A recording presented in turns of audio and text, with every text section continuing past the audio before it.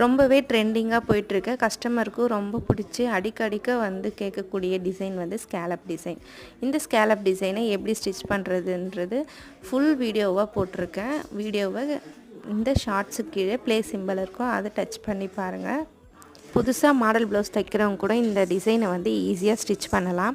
உங்களுடைய வேஸ்ட் கிளாத்தில் ட்ரை பண்ணி பாருங்கள். புதுசாக தைக்கிறவங்க, ஆல்ரெடி தைக்கிறவங்களுக்கு தெரியும். அந்த மாதிரி தைக்கிறப்போ உங்களுக்கு வந்து 2 முறை 3 முறை நீங்கள் சும்மா ரஃபாக ஒரு 4-5 ஸ்கேலப் கூட வரைஞ்சி பார்த்துட்டு எப்படி வருதுன்றதை பார்த்த பிறகு நம்ம கஸ்டமருக்கு ஸ்டிச் பண்ணி கொடுங்க. மாடல் ப்ளவுஸில் கொஞ்சம் நம்மளுக்கு வேலையெல்லாம் அதிகம் தான். ஆனால் வந்து ஒரு அமௌண்ட் பார்க்கணுன்னு நினச்சிங்கன்னா இதில் வந்து மாடல் ப்ளவுஸ் ஸ்டிச் பண்ணால் நல்ல அமௌண்ட் கிடைக்கும்.